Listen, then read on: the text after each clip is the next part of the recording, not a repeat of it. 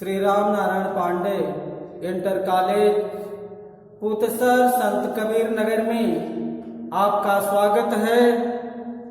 आज हम आप लोगों को कक्षा 10 हिंदी से शीर्षक धनुष भंग समझाने जा रहे हैं।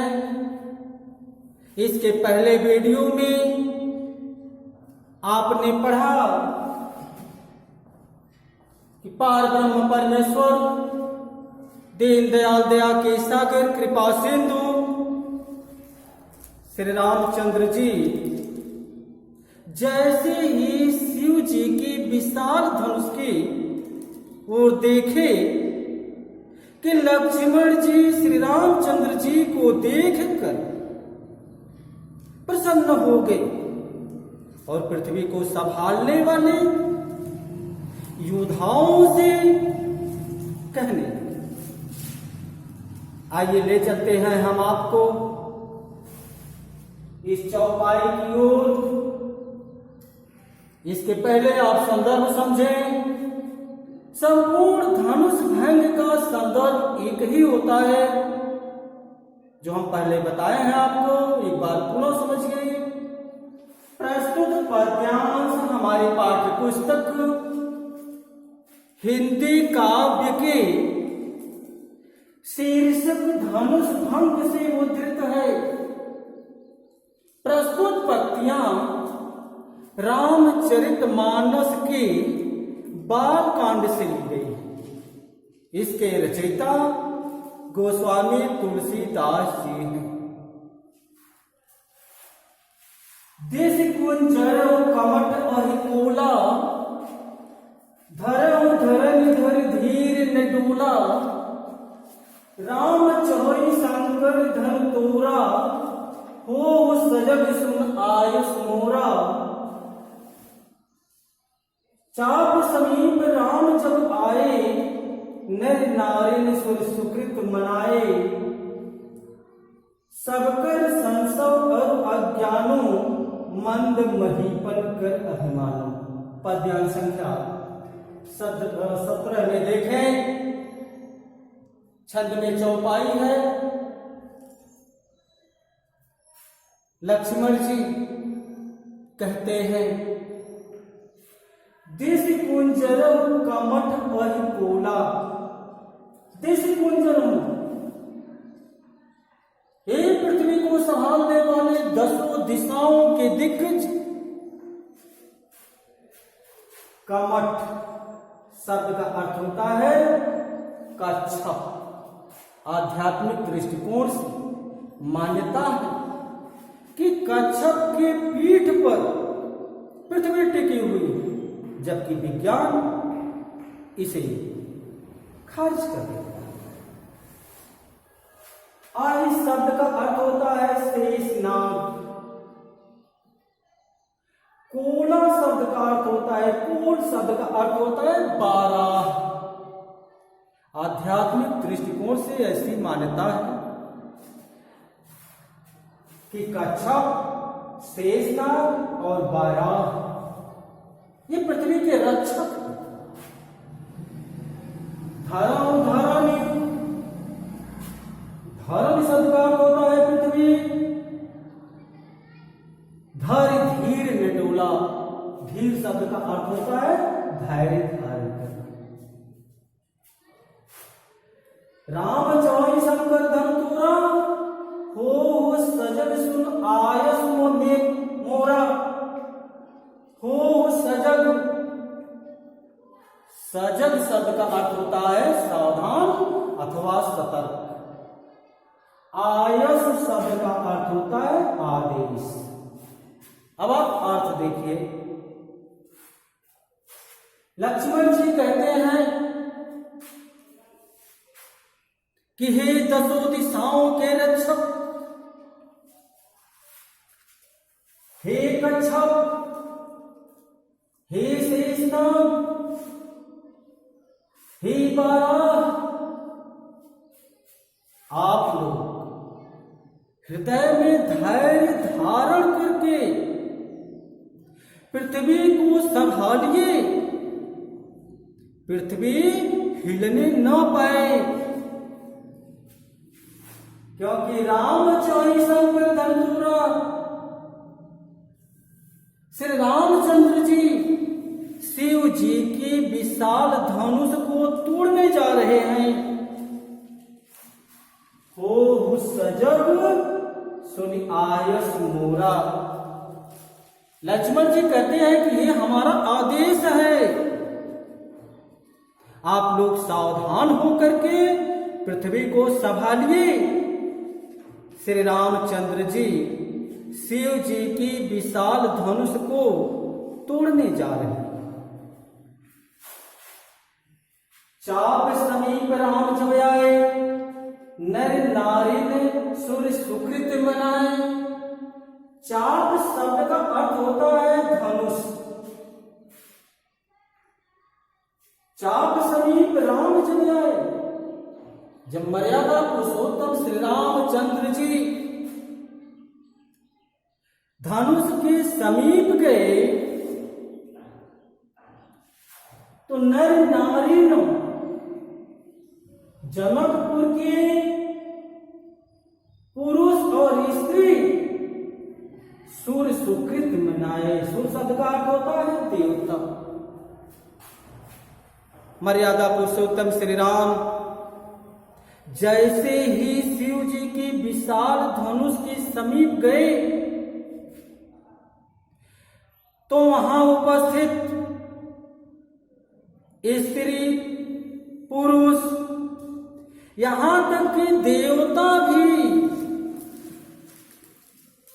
अपने पुण्य के प्रभाव को स्मरण करने लगे। अपने इष्टों से, स्त्री पुरुष अपने इष्ट देवताओं से निवेदन करने लगे, प्रार्थना करने लगे। सबकर संसव अज्ञानो मंद महीपन कर अभिमानो। सबकर संसव, संसव शब्द का अर्थ होता है भ्रम। सभी लोग विचार करने लगे मन में कि श्री राम इतने सुकुमार हैं, कोमल हैं, और शिव जी की धनुष अत्यंत कठोर है। कहीं ऐसा न हो कि कोमल सुकुमार श्री राम धनुष को न तोड़ पाए। यही उनके मन में भ्रम था और उनकी अज्ञानता थी। मंद महीपन कर अभिमानु, और जो अहंकारी राजा थे वहां उपस्थित, वह भी मन में विचार करने लगे कि जब इस धनुष को हम नहीं तोड़ पाए, हम इतने शक्तिशाली होते हुए भी इस धनुष को नहीं तोड़ पाए, तो राम शिव धनुष को नहीं तोड़ पाएंगे। ऐसा विचार अहंकारी राजाओं के मन में उत्पन्न हो रहा था। पद्यांश संख्या 18 देखिए। बृहस्पत की गर्भ गलवाई, सूर्य मुनि वरण की कदराई। शंभु चाप बड़ बोहित पाई, चढ़े जाय सब संग बनाई। बृहस्पत की, बृहस्पत शब्द का अर्थ होता है परशुराम जी। गर्भ शब्द का अर्थ है गुरुता अर्थात अहंकार। सु माने होता है देवता, मुनिवरन ऋषि। उस समय परशुराम जी का अहंकार,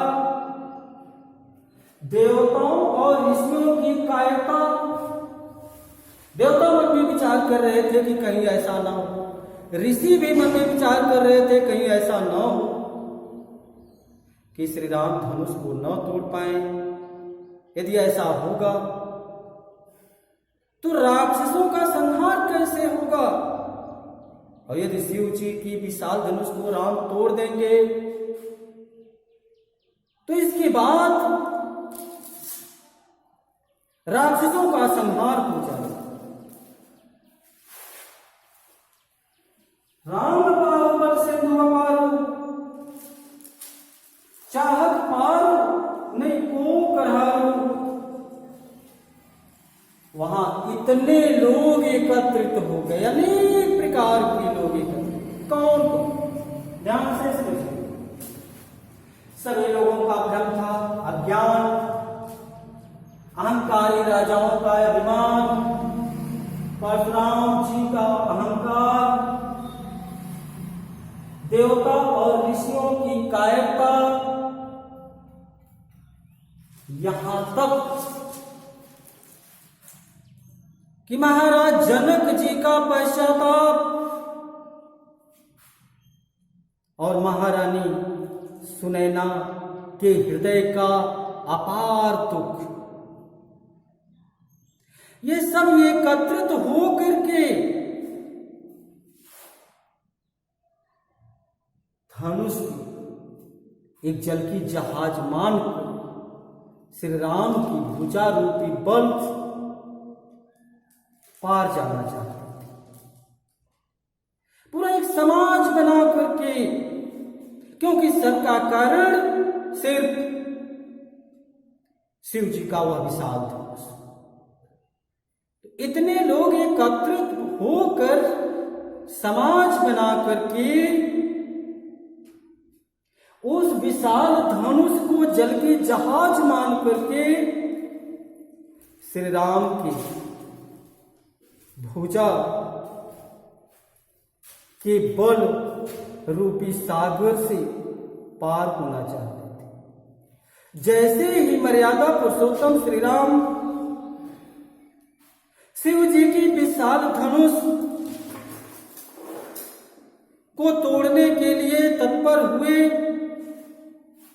तो देखे वहां बैठे हुए लोग किस प्रकार दिखाई दे रहे थे। राम बिलोके लोग सब चित्र लिखे से देख, चितयसी कृपायतम जानी विकल्प से।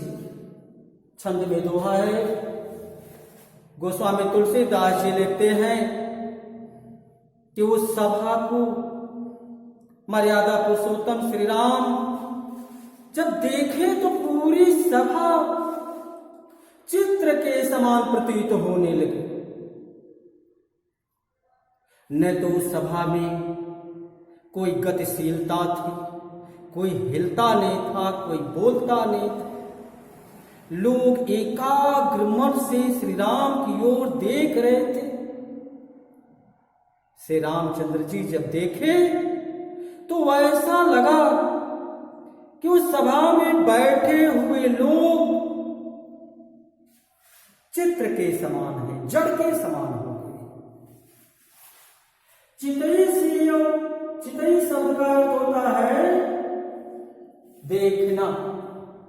उसके बाद श्री रामचंद्र जी जब सीता जी की ओर देखे जानी विकल्प से, तो सीता जी अत्यधिक दुखी और व्याकुल थी। पद्यांश संख्या 20 देखिए, छंद में चौपाई है।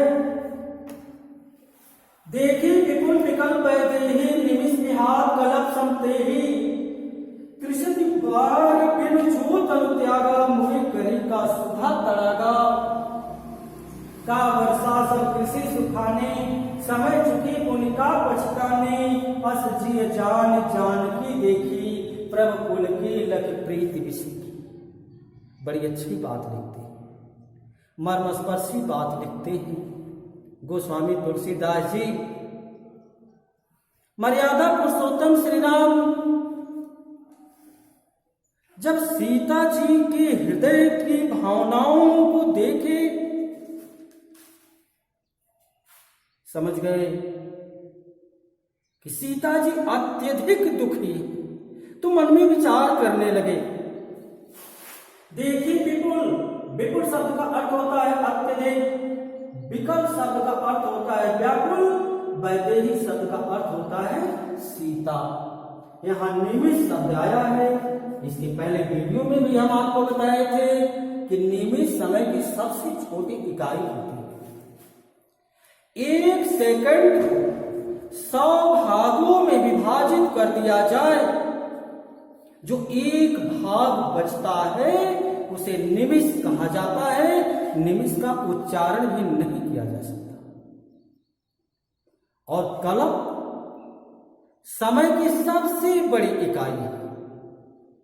कहा जाता है कि सृष्टिकर्ता ब्रह्मा जी जितने समय में सृष्टि का निर्माण किए, उस समय को एक कल्प माना गया। देखी विपुल विकल वैदेही, निमिष विहात कल्प समति। मर्यादा पुरुषोत्तम श्री राम जब देखे कि सीता जी अत्यधिक दुखी और व्याकुल है, तो उनका एक एक निमिष का समय एक एक कल्प के समान व्यतीत होने लगा। और मन में विचार करने लगे कि त्रिशति वार बिनु जोतन त्यागा, मुए करेगा सुधा चढ़ागा। त्रिशत शब्द का अर्थ होता है प्यासा हुआ, वार में होता है जल, सुधा शब्द का अर्थ होता है अमृत, तड़ागा शब्द का अर्थ होता है तालाब। श्री रामचंद्र जी मन में विचार करते हैं कि त्रिशत बार बिनु जोतन त्यागा, यदि प्यासा हुआ व्यक्ति जल के बिना तड़प तड़प करके अपना प्राण त्याग दे, तो मरने के बाद अमृत से भरा हुआ तालाब किस काम का है? का वर्षा सब कृषि सुखाने, समय चुकी उनका पछताने। का वर्षा सब कृषि सुखाने, फसल सूख जाने के बाद चाहे कितनी भी वर्षा हो, लेकिन वो वर्षा वो जल किसी काम का नहीं होता। समय चुके उनका पछताने, और समय व्यतीत हो जाने पर पश्चाताप करने से भी किसी प्रकार का कोई लाभ नहीं होता है। अस जिए जानकी देखी, ऐसा मन में विचार करते हुए दीनदयाल दया के सागर कृपा सिंधु पार ब्रह्म परमेश्वर दीनानाथ श्री रामचंद्र जी सीता जी की ओर एक बार और देखे। प्रभु फूल की, पुल के शब्द का अर्थ होता है रोमांचित होना। रोमांच एक प्रकार की मनोदशा होती है। प्रभु फूल के लखप्रीत विषय की श्री रामचंद्र जी रोमांचित हो गए, और सीता के प्रति उनका प्रेम और अत्यधिक बढ़ गया। आज के लिए बस इतना ही। अगले वीडियो में हम आपको बताएंगे कि श्री रामचंद्र जी शिव जी के विशाल धनुष को किस प्रकार तोड़ते हैं। धन्यवाद।